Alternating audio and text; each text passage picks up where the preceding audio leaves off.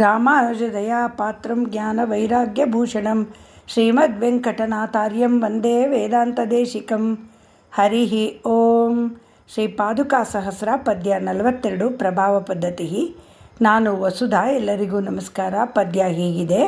ತದ್ವಿಷ್ಣೋ ಪರಮಂ ಪದತ್ರಯುಗಳ ತ್ರಯ್ಯಂತ ಪರ್ಯಂತಗಂ ಚಿಂತಾತೀತ ವಿಭೂತಿಕಂ ವಿತರತು ಶ್ರೇಯಾಂಸಿ ಭೂಯಾಂಸಿನಃ ಯದ್ವಿಕ್ರಾಂತ ದಶಾ ಸಮುತ್ತಿತ ಪದ ಪ್ರಸ್ಯಂದಿ ಪಾತಸ್ವಿನಿ ಸಖ್ಯೇನೇವ ಸದಾ ನತಸ್ಯ ತನುತೆ ಮೌಳೌ ಸ್ಥಿತಿಂ ಶೂಲಿನಃ.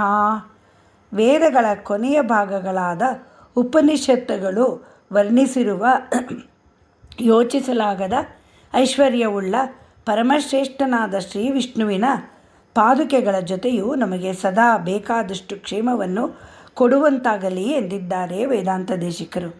ತ್ರಿವಿಕ್ರಮಾವತಾರದಲ್ಲಿ ಮೇಲಕ್ಕೆ ಎತ್ತಲ್ಪಟ್ಟ ಯಾವ ಪಾದವನ್ನು ತೊಳೆಯುತ್ತಾ ದೇವಲೋಕದಿಂದ ಹರಿದು ಬಂದ ಗಂಗೆಯು ಅವಳ ಕಾರಣದಿಂದ ಭಗವಂತನ ಪಾದುಕೆಗಳಿಗೆ ನಮಸ್ಕರಿಸಿ ನಿಂತ ಈಶ್ವರನ ತಲೆಯಲ್ಲಿ ಸದಾ ಇರುವುದೋ ಅಂತಹ ಅಪಾರ ಮಹಿಮೆಯುಳ್ಳ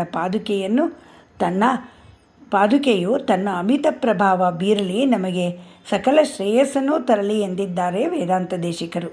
ಈ ಪದ್ಯದಲ್ಲಿ ವಾಮನಾವತಾರದಲ್ಲಿ ಶ್ರೀ ಮಹಾವಿಷ್ಣುವು ವಾಮನನಾಗಿ ತ್ರಿವಿಕ್ರಮನಾಗಿ ವೇದ ಹೇಳುವ ಇದಂ ವಿಷ್ಣುಂ ವಿಚಕ್ರಮೇ ತ್ರೇಧಾ ನಿದಧೆ ಪದಂ ಎಂಬುದನ್ನು ಮಾಡಿ ತೋರಿಸಿದ. ಸಣ್ಣ ಆಕಾರದಲ್ಲಿ ಬಂದವ ಮಹದಾಕಾರವನ್ನು ತಾಳಿ ಕಠೋಪನಿಷತ್ತಿನ 2ನೇ ವಲ್ಲಿಯ 20ನೇ ಮಂತ್ರ ಹೇಳುವ ಅಣುರೋರಣೀಯಾನ್ ಮಹತೋ ಮಹೀಯಾನ್ ಎಂಬ ಶ್ರುತಿ ಸೂಕ್ತಿಯನ್ನು ಯಥಾರ್ಥವಾಗಿಸಿದ. ಪುಟ್ಟ ಬಾಲಕ ವಾಮನ ಬಲಿಯ ಬಳಿ 3 ಹೆಜ್ಜೆಗಳನ್ನಿಡಲು ಜಾಗ ಕೇಳಿದ. ದಾನದ ನೀರು ಕೈಗೆ ಬೀಳುತ್ತಿದ್ದಂತೆ ವಾಮನ ಬೆಳೆಯತೊಡಗಿದ. ತನ್ನ ಒಂದು ಪಾದದಿಂದ ಅತಳ, ವಿತಳ, ಸುತಳ, ರಸಾತಳ, ತಳಾತಳ, ಮಹಾತಳ, ಪಾತಾಳ ಎಂಬ 7 ಲೋಕಗಳನ್ನು ಅಳೆದ. ಇನ್ನೊಂದು ಪಾದದಿಂದ ಭೂಲೋಕ, ಭುವರ್ಲೋಕ, ಸುವರ್ಲೋಕ, ಮಹರ್ಲೋಕ, ಜನೋಲೋಕ, ತಪೋಲೋಕ, ಸತ್ಯಲೋಕಗಳನ್ನು ಅಳೆದ. ಏತದಾಲಂಬನಂ ಶ್ರೇಷ್ಠ ಮೇತಾದಾಲಂಬನಂ ಪರಂ ಏತದಾಲಂಬನಂ ಜ್ಞಾತ್ವಾ ಬ್ರಹ್ಮಲೋಕೆ ಮಹೀಯತೆ ಎನ್ನುತ್ತದೆ ಕಠೋಪನಿಷತ್. ಯಮ ನಚಿಕೇತನಿಗೆ ಹೇಳುತ್ತಾನೆ, ಸರ್ವಶ್ರೇಷ್ಠನಾದ ಭಗವಂತನೇ ಜಗತ್ತಿಗೆ ಆಧಾರ. ಅವನ ಈ ಶ್ರೇಷ್ಠತೆಯನ್ನು ತಿಳಿದಾಗ ನಿನ್ನೆಲ್ಲ ಸಂಸಾರ ಬಂಧನ ಕಳಚಿಕೊಂಡು ವೈಕುಂಠದಲ್ಲಿರುವ ಭಗವಂತನನ್ನು ಸೇರುತ್ತೀಯಾ ಎಂದು.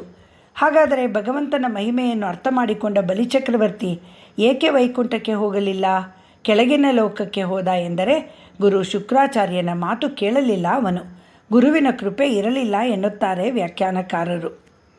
ಹೀಗೆ ಉಪನಿಷತ್ತುಗಳು ವರ್ಣಿಸಿರುವ ಶ್ರೀ ವಿಷ್ಣುವನ್ನು, ವಾಮನಾವತಾರವನ್ನು, ಅವನ ತ್ರಿವಿಕ್ರಮಾವತಾರವನ್ನು, 14 ಲೋಕಗಳನ್ನು ಅಳೆದ ಪಾದಗಳನ್ನು, ಪಾದಗಳಿಂದ ಹರಿದು ಬಂದ ಗಂಗೆಯನ್ನು ಧರಿಸಿದ ಈಶ್ವರನನ್ನು ಹೇಳಿ ಆ ಶ್ರೇಷ್ಠವಾದ ಪಾದಗಳನ್ನು ಧರಿಸಿದ ಪಾದುಕಾದೇವಿಗೆ ನಮ್ಮನ್ನು ಕ್ಷೇಮದಿಂದಿರಿಸು ಎಂದು ಪ್ರಾರ್ಥನೆ ಸಲ್ಲಿಸಿದ್ದಾರೆ ಶ್ರೀ ವೇದಾಂತ ದೇಶಿಕರು.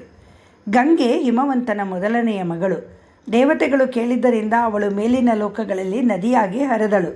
ಶ್ರೀರಾಮನ ವಂಶದ ಹಿರಿಯರಾದ ಸಗರ, ಅಂಶುಮಂತ, ದಿಲೀಪ, ಭಗೀರಥ ಇವರ ಸತತ ಕಠಿಣ ಪ್ರಯತ್ನದಿಂದ ಗಂಗೆ ಭೂಮಿಗೆ ಇಳಿದಳು. ಅವಳು ದೇವಲೋಕದಿಂದ ಭೂಮಿಗೆ ಧುಮ್ಮಿಕ್ಕುವಾಗ ಅವಳ ವೇಗವನ್ನು ತಡೆದದ್ದು, ಅವಳ ಗರ್ವವನ್ನು ಮುರಿದಿದ್ದು ದೇವ ಪರಶಿವ. ಶಿವನು ತಲೆಯಲ್ಲಿ ಬಂಧಿಸಿಟ್ಟ ಗಂಗೆಯನ್ನು ಮತ್ತೆ ತಪಸ್ಸಿನಿಂದ ಭೂಮಿಗೆ ತಂದದ್ದು, ಪಾತಾಳಕ್ಕೆ ಹರಿಸಿದ್ದು ಭಗೀರಥ. ಈ ಎಲ್ಲ ಕಥೆಗಳನ್ನು ವಿಶ್ವಾಮಿತ್ರ ಮಹರ್ಷಿಗಳು ರಾಮಲಕ್ಷ್ಮಣರಿಗೆ ತಾಟಕಾವಧೆಯ ನಂತರ ಕಾಡಿನಲ್ಲಿ ಹೋಗುತ್ತಿರುವಾಗ ಹೇಳುತ್ತಾರೆ. ಸಗರನ ಹೆಸರಿನಿಂದ ಸಮುದ್ರಕ್ಕೆ ಸಾಗರ ಎಂದು, ಭಗೀರಥನ ಹೆಸರಿನಿಂದ ಗಂಗೆಗೆ ಭಾಗೀರಥಿ ಎಂಬ ಹೆಸರು. ಜನ್ನು ಮಹರ್ಷಿಗಳು ಅವಳನ್ನು ಆಪೋಷಣ ಮಾಡಿ ನಂತರ ಭಗೀರಥನ ಪ್ರಾರ್ಥನೆಯ ಮೇರೆಗೆ ಅವಳನ್ನು ಕಿವಿಯಲ್ಲಿ ಬಿಟ್ಟಿದ್ದರಿಂದ ಜಾಹ್ನವಿ ಎಂಬ ಹೆಸರು. 3 ಲೋಕಗಳಲ್ಲಿ ಹರಿದಿದ್ದರಿಂದ ತ್ರಿಪಥಗ ಎಂದು, ಪಾತಸ್ವಿನಿ ಎಂದು ಗಂಗೆಗೆ ಹೆಸರು ಬಂದಿತು.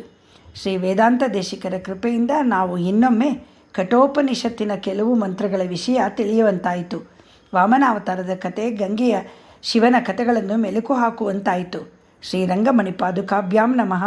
ಶ್ರೀ ವೇದಾಂತ ಮಹಾದೇಶಿಕಾಯ ನಮಃ.